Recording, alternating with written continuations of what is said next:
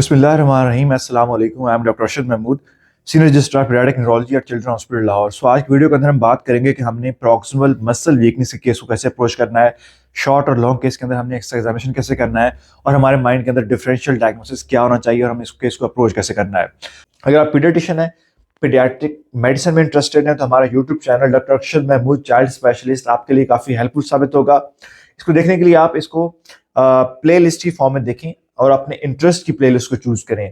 वो आपके short cases हो सकते हैं, आपके लॉन्ग केसेस हो सकते हैं, आपकी हिस्ट्रीज हो सकती हैं, आपके टॉक स्टेशन हो सकते हैं, आपकी रेडियोलॉजी हो सकती है, ईईजी ईसीजी की वीडियोस हो सकती हैं, या स्पॉट डायग्नोसिस केस सीरीज हो सकती हैं। सो अपनी पसंद की प्लेलिस्ट को चूज करें और उसके मुताबिक अपनी वीडियोस देखेंगे तो आपको सर्च करना आपके लिए आसान होगा। दूसरों के साथ भी ये वीडियो जरूर शेयर करें। आई होप कि ये चैनल आपकी एग्जाम के लिए और प्रैक्टिकल आपके जो पेशेंट के चेकअप और उनकी मैनेजमेंट के लिए हेल्पफुल साबित होगा। जब भी कोई पेशेंट आपके पास आता है पीडियाट्रिक एज ग्रुप के अंदर और उसके अंदर प्रॉक्सिमल मसल वीकनेस के साइन पॉजिटिव आते हैं, जिसके अंदर टिपिकली आपको जो साइन मिलता है दैट इज गोवर साइन, कि आप उसको बिठाते हैं और खड़ा करते हैं तो उसको स्टैंडिंग में डिफिकल्टी होती है और अपने ऊपर क्लाइंब करता है, मतलब ये है कि अपने हाथ अपने घुटनों पर रखता है फिर चढ़ता है।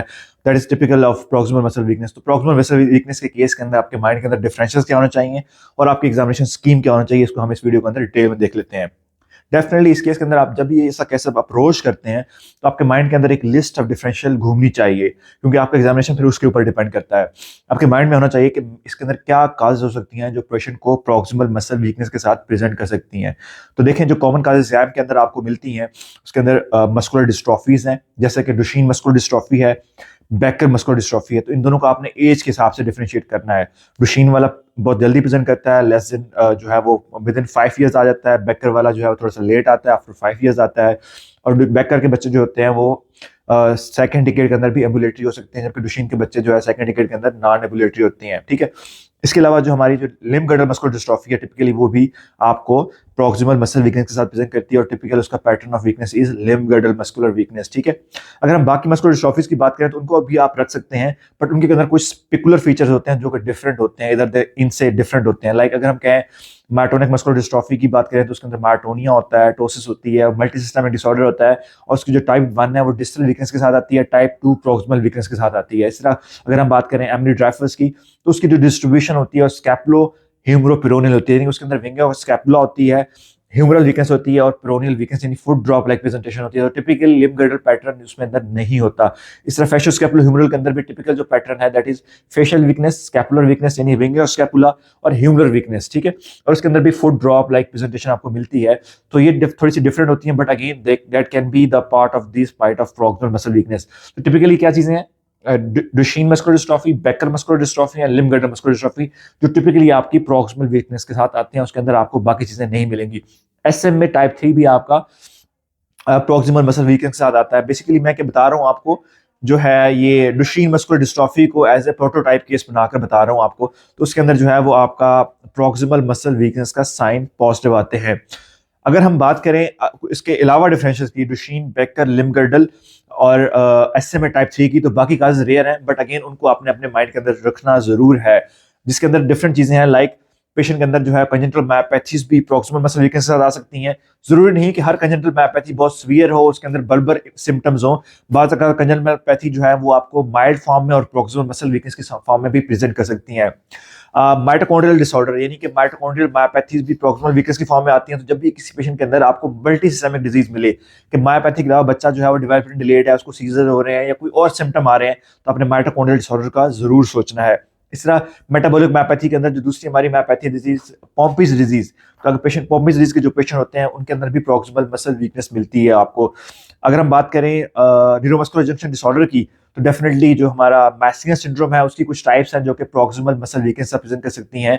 स्पेशली कंजेंटल मैसिंगर सिंड्रोम की जो कुछ टाइप्स हैं वो टिपिकली प्रॉक्सिमल मसल वीकनेस के साथ आ सकती हैं।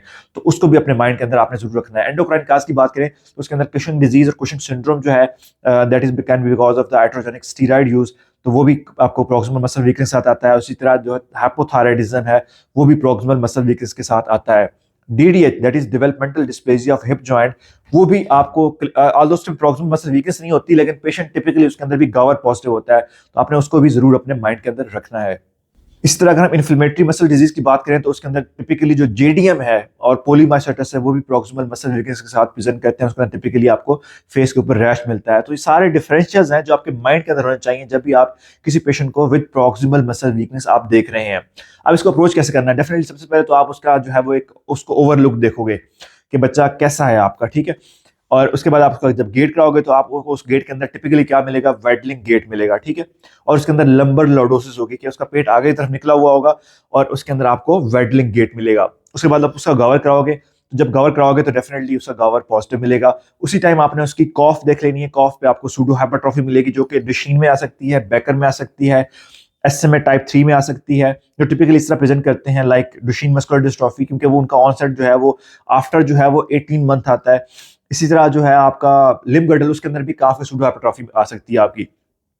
उसके बाद आपने उसकी जो है वो वहीं पे स्पाइन देखनी है। उसको उसे कहना है कि वो झुके आगे और अपना जो है वो थंब से, अपने हैंड से जो है फिंगर से अपने जो है टोस को टच करे। तो आपने स्पाइन देख लेनी है। कैफिस्कोलिस वहां पे आपको मिल सकता है। वहीं पे आपने उसे कहना है कि दीवार को वो पुश करे, तो आप विंगिंग ऑफ स्कैपुला के लिए आपने देख लेना है। तो इस तरह की चीजें यहाँ पे क्लियर हो जाएंगी यहाँ पे। उसके बाद डेफिनेटली आपने उसको लेटा देना है और उसके पावर, टोन और रिफ्लेक्सेस चेक करने हैं।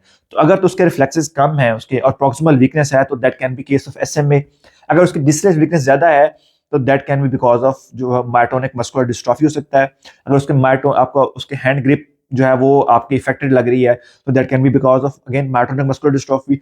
अगर उसकी जो लुक है वो बॉडी बिल्डर टाइप है आपको और आपका उसको मायोटोनिया कराते हो और पॉजिटिव आता है तो that is because of the myotonia congenita. तो इससे आपने उसके पावर और रिफ्लेक्सेस देखने हैं, उसकी प्रॉक्सिमल डिस्टल वीकनेस को एस्टेब्लिश करना है। डेफिनेटली हमारी सारे मायोपैथीज के अंदर आपको प्रॉक्सिमल वीकनेस मिलेगी और प्रॉक्सिमल वीकनेस का जो है वो ज्यादा होगी। अपने मसल का बल्क देख लेना है। यूजुअली डुशीन मस्कुलर डिस्ट्रॉफी के अंदर जो है वो थाइस के मसल का बल्क कम होता है बच्चों का।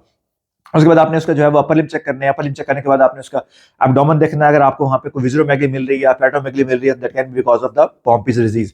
आपने उसका हार्ट चेक करना है। हार्ट क्यों इंपॉर्टेंट है? हार्ट इंपॉर्टेंट है for the muscular dystrophies like डिस्ट्रीन मस्कुलर डिस्ट्रॉफी के अंदर जो है वो आपकी डायलेटेड कार्डियोमायोपैथी हो सकती है। तो आपने उसकी अपेक्स बीट देखनी है कि कहीं वो लोग शिफ्टेड तो नहीं हो रही है, उसको कोई गैलप रिदम तो नहीं आ रहा। इससे आपने चेस्ट सुन लेनी है क्योंकि मायोपैथीज के बच्चों के अंदर डेफिनेटली क्या होता है कि बार बार इन्फेक्शंस और नमूनियाज हो रहे होते हैं। आपने उसका फिर थायराइड चेक कर लेना है क्योंकि hypothyroidism is a cause of proximal muscle weakness.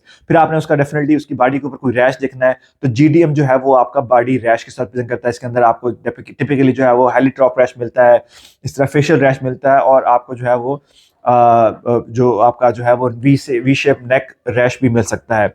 इसके बाद आपने फेस को देखना है। अगर आप माइसीनिया सोच रहे हैं तो डेफिनेटली आपको टोसिस ऑफ्थैल्मोप्लेजिया मिलेगा। अगर आप कंजेंटल मायोपैथी सोच रहे हैं तो आपको फेस के ऊपर जो है वो टोसिस मिल सकता है, ऑफ्थैल्मोप्लेजिया मिल सकता है, फेशियल मसल की मास्किंग मिल सकती है, फिश बल्बर वीकनेस मिल सकती है। टिपिकली जो अपर लिप है वो टेंटेड होता है आपका मायोटोनिक मस्कुलर डिस्ट्रॉफी में, और जो पकरिंग ऑफ लिप्स होती है यानी कि आपके किसिंग लाइक लिप बने होते हैं तो वो आपको फेशियल मस्कुलर डिस्ट्रॉफी मिलते हैं। Facial scapular humeral muscular dystrophy के अंदर आपको डेफिनेटली अगर आप उसको कहें कि आइज बंद करे तो उसकी आइज बंद नहीं होगी। उसके अंदर बेल्स फिनोमेना मिलता है जो कि बेसिकली साइन है ऑफ बायलैटरल फेशियल वीकनेस का। तो वो facial scapular humeral muscular dystrophy के अंदर आपको मिल जाएगा। इस तरह आपने जो है वो देखना है कि उस बच्चे के अंदर कोई मल्टी सिस्टमिक चीजें तो नहीं आ रही। अगर बच्चे के अंदर मल्टी सिस्टमिक फाइंडिंग्स आ रही हैं तो फिर वो आपका जो है वो माइटोकॉन्ड्रियल डिसऑर्डर के अंदर फिट हो जाएगा। तो इस तरह आपने इस केस को अप्रोच करना है और स्टेप बाय स्टेप सारी चीजों को देखना है। तो इस तरह आपका एग्जामिनेशन जो है वो कंप्लीट होता है। Thank you.